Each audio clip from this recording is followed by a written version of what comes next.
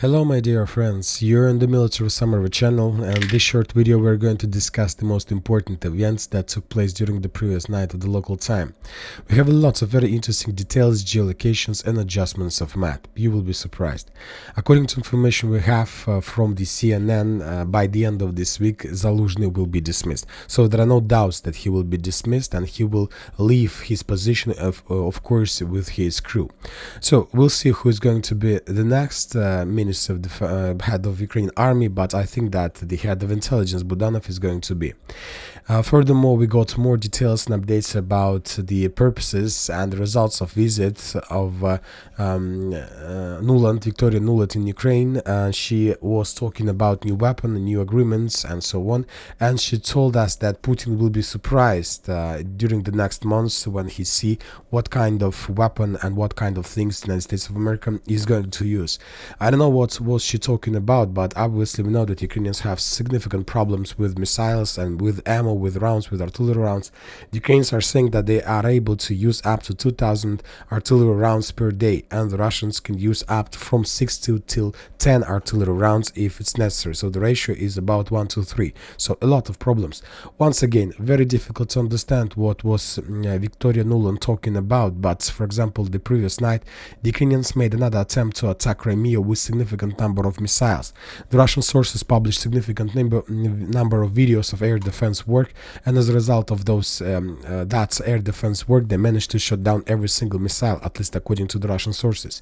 Later, the Minister of Defense of Russian Federation provided more details about that attack, and according to the Russians, the Ukrainians launched around 20 missiles, 20 cruise missiles. 17 of them were shot down above the Black Sea, and 3 of them were shot down above Crimea. So maybe she was talking about that, and maybe she was hoping to surprise Putin by attack on Crimea, but as we can see, probably Putin wasn't, I don't know, surprised by that. Now we are moving to the situation on the ground, and first we're going to start with Krynky. Once again, according to my understanding of the situation, Kirill Budanov is going to be the next head of Ukrainian army, and at least everything tell us about that. First of all, he was interviewed probably 5 or 6 times during the previous week, and he was talking a lot about the plans, about the current situation. So it's like insights that he is going to be in charge of the next phase of the special military operation from the Ukrainian side. And for example, today he said that in spring the armed forces of Ukraine will once again attempt to shift to the offensive. So it's like less than in 1 month the Ukrainians are going to start another offensive operation, but for now we don't see any, let's say, Western supply and support that can create the base for this upcoming offensive operation. But obviously he knows what he's saying, and maybe he was talking about Krynky or something like this, because when talking about Krynky today we got a lot of surprised updates. The Ukrainian sources published videos of FPV drone strikes against the, let's say, Russian positions in old Krynky foothold, but this night we got significant number of updates of something happened in another place of Krynky. For example, some mappers, pro-Russian mappers, have already updated their maps, saying that very likely the Ukrainians, as a result of special operation, managed to open another front line in Krynky and to establish another foothold in this area. So according to some pro-Russian resources, this territory is under Ukrainian control. And we have a video of that. We have Ukrainian reports and we have video of that. On this video, according to the author of this video, we can see a close combat between Russian soldiers and Ukrainian soldiers for the building.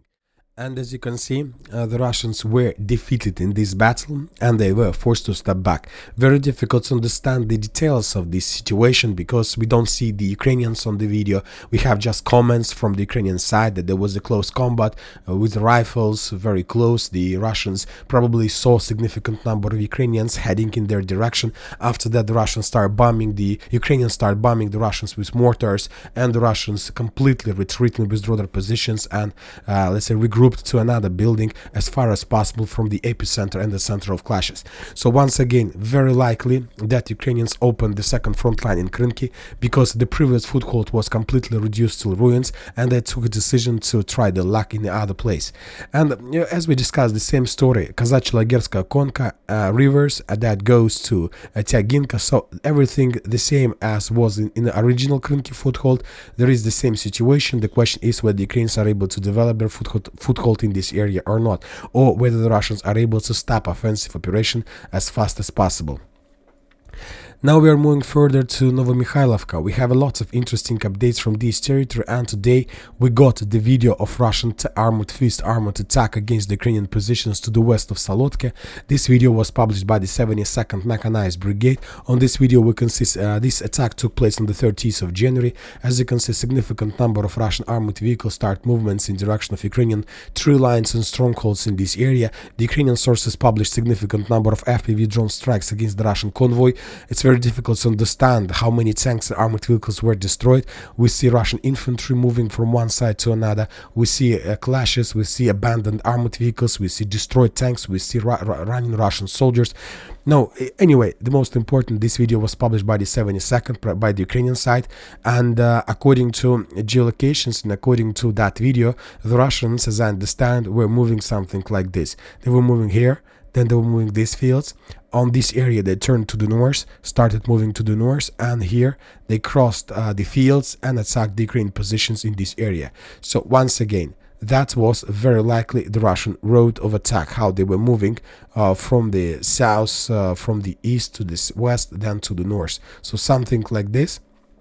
And with this video, this road confirms that the Russians, during the previous phase of special military operation, managed to secure this territory, and all these geolocations give us the right to update the map and to show this territory under complete Russian control. So we will adjust the map before the next video. Obviously, currently this territory is under the Russians, and if this is the configuration of the front line, we see the problems of the 72nd Mechanized Brigade.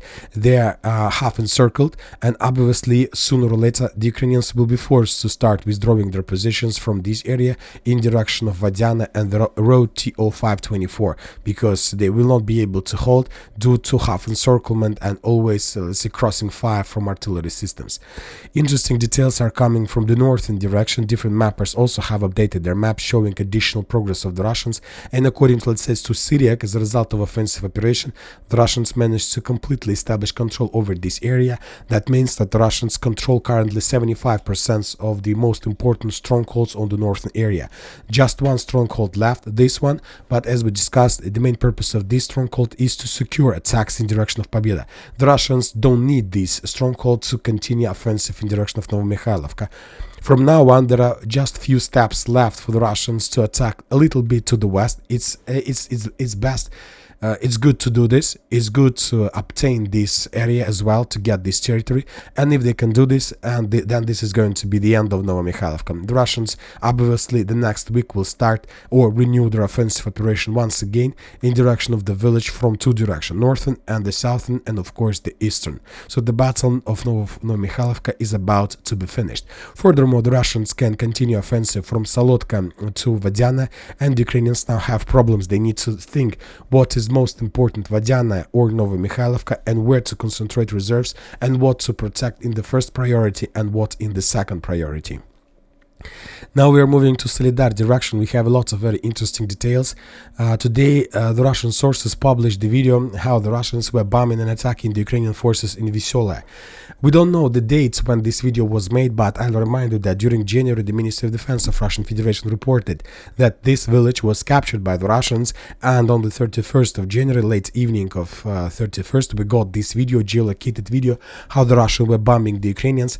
Some sources are saying that this is old video that was made somewhere in the end of December, the beginning of January. Other sources, reliable sources, reported that this video was made on the end of January, so this is the fresh one. And because it's very important when exactly this video was made, before the Ministry of Defense report or after, because if this video was made after the Ministry of Defense report, that means that Ukrainians, as a result of counteroffensive, managed to restore control over this village, and the Russians once again were forced to step back. So for now, I think that we need to change the color of at least the barracks before we get more details, or we need to think what to do this, because this is very important. Now we are moving to Terny, to Liman direction. We have a lot of very interesting updates. The Russians intensified the use of FA-500 against the cities along Zhiribets River. Yampolovka, Terny, Mykhailivka, every single town and village is under very heavy Russian aviation fire. Everything, more than 15 FABs were used just for one day, the previous day, and additional resources, additional update and progress we have along the line in front of this river. According to the Russian sources and pro-Ukrainian sources and let's say neutral sources, the Russians, as a result of offensive operation, managed to improve their positions along these forest lines and tree lines, and currently this is the latest let's say Russian progress in this area. So this is the territory, this is the Russian improvement for the previous 24 or maybe 48 hours. So as you can see, the Russians continue offensive operation to Zhiribets. The Ukrainians don't have resources to slow down or to stop the Russians. The most important, the Russians entered the tree lines and forests, and the distance between edge Russian positions and the village itself is around 3 kilometers. So the Russians are getting closer and closer, and the Ukrainians are forced to step back under the Russian pressure. Now we are moving to Kharkiv area. We got a very interesting video and details. During the previous 24 to 48 hours, the Russians managed to destroy another air defense system of Ukrainian forces, IRIS-T. On this video we see the moment of strike. I'll remind you that Minister of Defense of Russian Federation reported a few days ago, in the yesterday report, they added that as a result of attack they managed to destroy another IRIS-T, and as you can see, destroyed not just the launching system but also the radar, and this is 100% geolocated confirmation of that strike, which confirms a complete suppression of air defense forces in Kharkiv direction. Obviously this is not the only IRIS-T system that was destroyed and that will be destroyed.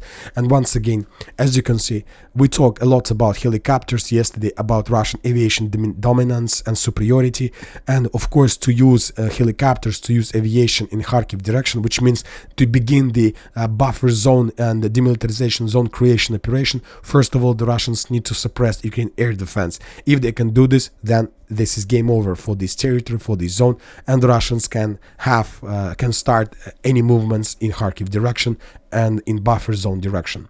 And that's it for the short video. Military Summary channel reminds we condemn any violence in the world. Thank you for watching. Subscribe to my channel, put your likes, join my Patreon, and have a good day. Bye bye.